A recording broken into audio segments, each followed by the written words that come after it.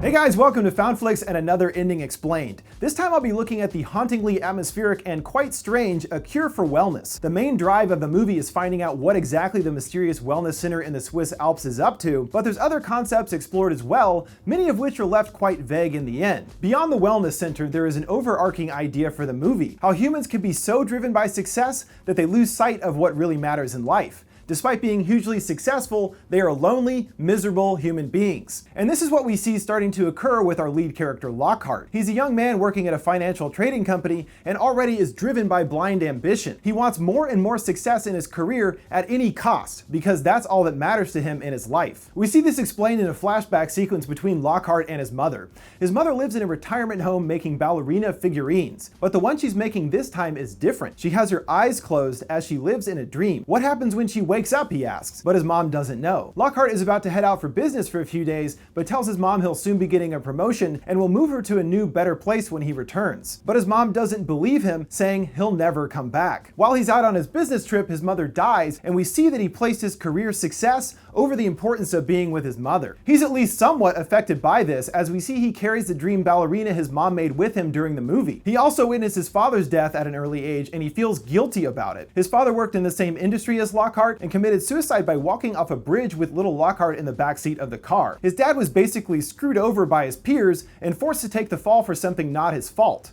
Perhaps his father's life was also defined by success, and without it, he had nothing to live for. Pretty brutal. So I'm sure his parents' deaths have been weighing on Lockhart's mind, and he focuses on work to avoid dealing with his personal issues. But Lockhart isn't the smartest and gets caught by the board members of his company for flubbing an account illegally in order to close a big deal. This ends up biting him back, being used as blackmail by the board to send him on a mission. The company is in the midst of a huge merger, which will benefit everyone, including Lockhart. But before they can make it official, they have to find board member Pembroke. Caught by his lies, Lockhart is forced by the company to head to the wellness center in the Swiss Alps where Pembroke has been and to bring him back. So he's off to the wellness center where we learn more about their particular cure used on their patients, hydrotherapy. Water is used in a variety of treatments like baths, water aerobics, and other water-based outdated therapies. But the most important thing, the real key to the cure is to drink water. Lots and lots of it. Gotta stay hydrated if you want to get better. But Lockhart isn't really interested in any of that. He's not a patient. He's here to find Pembroke. But it's impossible to find him as the staff are not being honest with him and basically giving him the runaround. Around this time, Lockhart is offered some water by a doctor, and even this early I'm going, don't drink it! It can't be good, dude. I couldn't help but think of the Dark Place episode where everyone in the hospital is drinking contaminated water and turns into apes.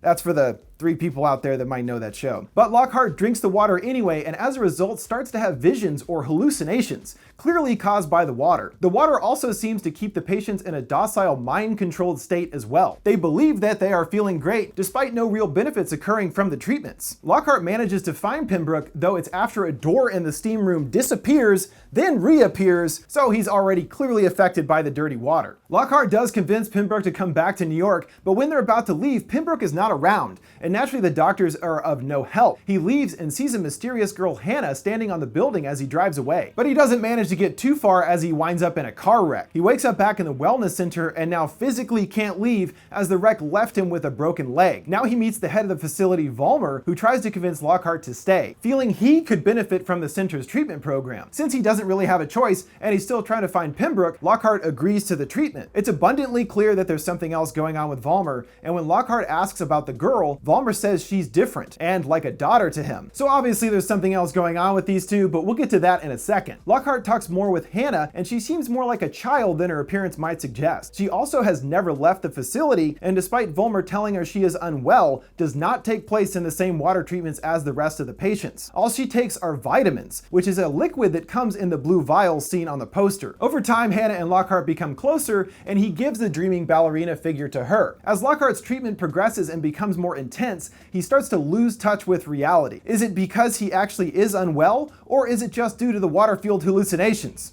Yep, it's the water, but he doesn't know that yet. Lockhart spends his time exploring the facility and discovers more about its history, as well as the disturbing specifics of the center's treatments. And here's how everything began. 200 years ago, a baron lived in a castle on the same spot the wellness center now sits. The baron was doing strange experiments, taking the villagers from the town below for his subjects. The villagers got understandably pissed finding bodies around the town, and a mob went to the baron's castle, burning it down and killing his wife, who was also the baron's sister. Yuck! The Baron was obsessed with keeping his bloodline pure, and to him, his sister was the only one that would be sufficient.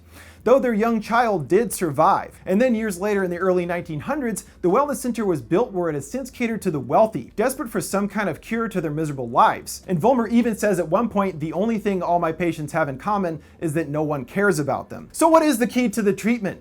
Eels! Underneath the facility is an aqueduct of water where a particular kind of eels live. And this kind of eel typically only lives 14 years, but the eels in the aqueduct can live for 300 years. And this is the same body of water that is used in the baths and ingested religiously by the patients.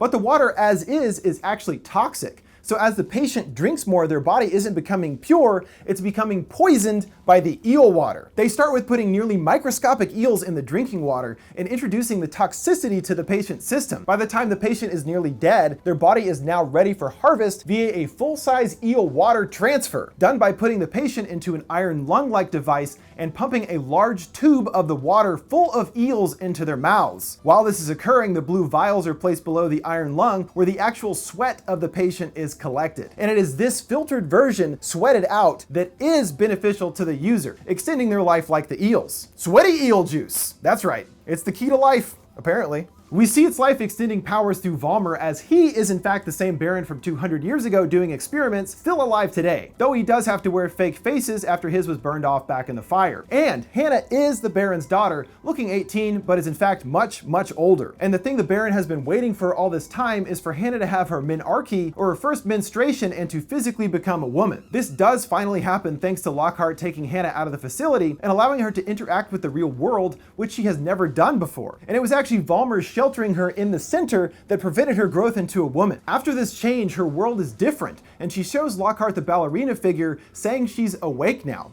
But at the moment, Lockhart is deep under the water's control, saying, as many other patients did before, "Why would I want to leave?" She gives him the ballerina, and it is this that snaps Lockhart out of his fog. And now that Hannah has finally matured, Vollmer intends to impregnate her again in order to keep his bloodline pure, which is gross. Super gross. Fortunately, Vollmer is thwarted by Lockhart and Hannah, who stabs into Vollmer's head with a shovel. He falls into the eel water and is consumed by the eels. Meanwhile, the facility has caught on fire, now in total blazes. Lockhart and Hannah leave on her bike, where they literally run into other board members from Lockhart's company heading to the facility. Things are completely falling apart back in New York, and they plead with him to help them out. But Lockhart has moved on from his original success-driven mentality. After the events of the movie, he has learned that success isn't the most important thing in the world, and gives a toothy smile as he and Hannah ride off from the center. Now that Vollmer and the center are gone, they are both free. Though now that Hannah isn't at the facility anymore, it's hard to say how her age will progress from here. Will she suddenly become 118 years old? Or will she progress normally now that she's not in the facility? So there's a really important element of destiny or fate at play in Lockhart's story, and everything is tailor-made for his personal journey.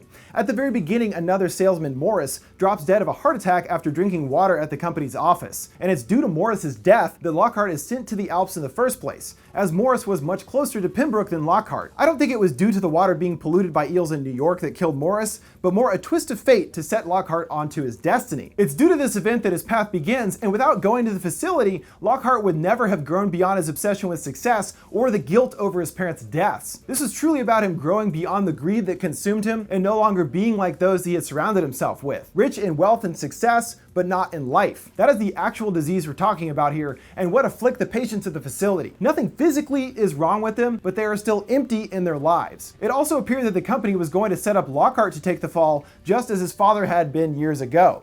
But he's able to escape the same fate, as he doesn't care about that world anymore.